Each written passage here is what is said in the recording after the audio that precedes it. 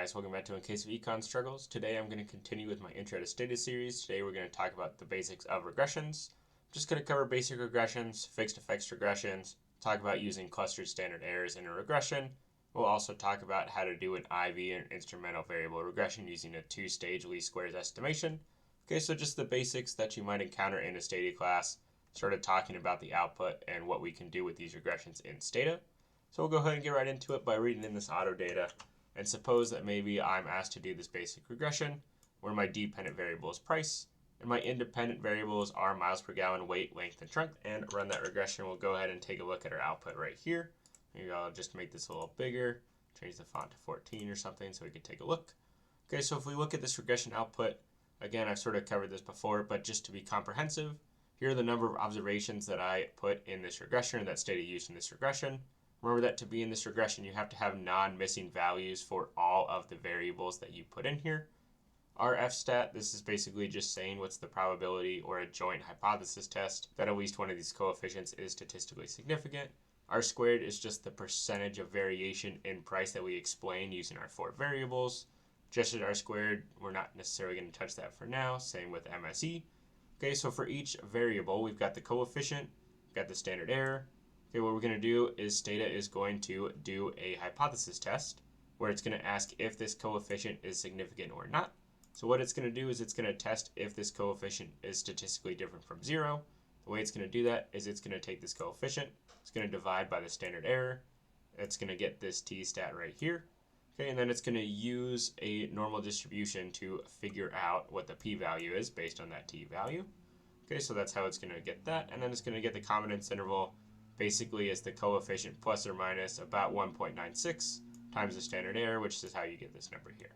So again, just quick ways to see if this coefficient is statistically different from 0. Way number 1, how does this t-value compare to 1.96 or basically 2? Again, if we're thinking about the 5% level, is this p-value less than 0.05? So as an example for weight, this t-statistic is 3.72, so I know that this p-value is going to be less than 0.05. For length, same thing. The absolute value of the t-statistic is greater than 2. So this p-value should be less than 0.05, and it's indeed 0.014. And also the 95% confidence interval does not include 0. Okay, so just like 3 different ways that you can use to look at this regression output and ask if a given coefficient is statistically significant at the 5% level or not. Now, other things we can do with this regression. Well, I have these coefficients, so one thing I could do is I could say, okay, well, what I want to do is I want to get a predicted value of price hat, called price hat, where what's going to happen is I'm just going to use these coefficients. Stata is going to, for each row, multiply miles per gallon by this coefficient, weight by this coefficient, length by this coefficient, trunk by this coefficient. And so it's going to assume that you want the fitted values, so that's what we want. And so what we can do is we can sort of look at how good this prediction is, if we want to. We can also predict the regression error or the residual by predicting a new variable, comma resid. Now, if we want to access specific values from this regression, we can type eReturnList, and so it'll return for us things like the number of observation, the degrees of freedom, our f-stat with a bunch of decimals you don't need, r squared, and all these other things. Now, one thing that is helpful is what you can do is you can go into this coefficient matrix and say I wanted to use in some way that the coefficient of miles per gallon was negative 86.16. What I can do is I can display or use this underscore beta or underscore b, and then in brackets I put miles per gallon, and then what that's going to do is that's going to return for me the coefficient on miles per gallon.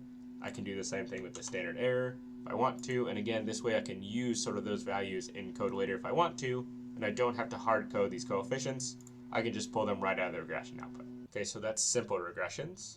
If you're a professor or you're talking about fixed effects regressions, oftentimes what that means is we're just going to include a dummy for whether or not something is true. So for example, if I'm going to use a foreign fixed effect, that just means I want to include a dummy for whether or not a car is foreignly produced or not. So I can run a similar regression. And what this is saying is if you're foreign compared to domestic, your price tends to be higher, on average, again, controlling for miles per gallon, weight, length, and trunk. Okay, that's a significant coefficient. Now what this is doing, and the reason I typed IB0 here, is again, when you're doing a dummy, you can either do 1 compared to 0 or 0 compared to 1. So generally, you probably want to look at foreign compared to domestic, so you want to look at if this value is 1 compared to 0. You don't have to do that. For example, I could do I base or B1, where I'm going to compare domestic cars to foreign cars. And then if I run it that way, what you're going to see is that I'm going to get the same exact coefficients for miles per gallon, weight, length, and trunk. But now instead of comparing foreign cars to domestic cars, I'm comparing domestic cars to foreign cars, which means that everything should be the same except for the fact that this sign should flip, and indeed that's what happens. Okay, so that's just a real basic idea of fixed effects regressions. There's a lot more you can do with fixed effects. If there's enough demand, let me know in the comments, and I can do a separate video on sort of these fixed effects regressions and sort of other ways that you can make them faster or more fancy based on sort of what people are doing now. But now what I want to focus on is the standard error of this regression, and specifically the standard error of our regression where I used IB0, so I'll go ahead and pull that back up. Maybe what we're going to say is that if I look in the data, I can see in the data that I've got this make or the brand of the car, which has both the manufacturer and the model. So like AMC is the manufacturer, Concord is the model. Maybe I want to say, well, the standard error of these coefficients, if I know what the prediction error is for price of an AMC, maybe that's more predictive of what I know about the price residual for other AMCs. And so I want to sort of allow the fact that these errors might be related to each other based on the car manufacturer. So what I'm going to do is I'm first going to generate this brand variable, which we've done before. And then what I'm going to do is I'm going to do this regression, but I'm going to add an option called VCE, or how I'm going to do my standard errors, and I want to cluster it at the brand level. What you're going to see when I do this is that the coefficients themselves don't change. So notice that these coefficients don't change here, but the standard errors are going to change because now we're clustering these standard errors. And so we're saying that, well, the brand is sort of informative about what my prediction error is going to be. And so if we just sort of look back and forth, you can see what's happening is broadly these standard errors are getting larger. Okay, and the reason they're getting larger is because it's like I have less observations. I only have 23 different car manufacturers, so it's sort of kind of like I only have 23 observations. When observations go down, we expect the standard error to go up. And so that means that for statistical significance, it's going to be a lower probability that any of these are particularly statistically significant. But again, the coefficient doesn't change. So that's how regressions work. One thing that professors will often ask you to do is sort of look at the wall decomposition of an OLS estimator. So I just want to talk about exactly what they're talking about. Okay, so let's go back to the super basic regression. Is in order to estimate these coefficients, essentially what we're trying to do is when we estimate how miles per gallon, how an increase in miles per gallon is correlated with a change in price, we're trying to control for the weight and length of the car. And similarly, when we talk about weight, we're trying to control for or hold constant or compare cars with the same amount, miles per gallon in length.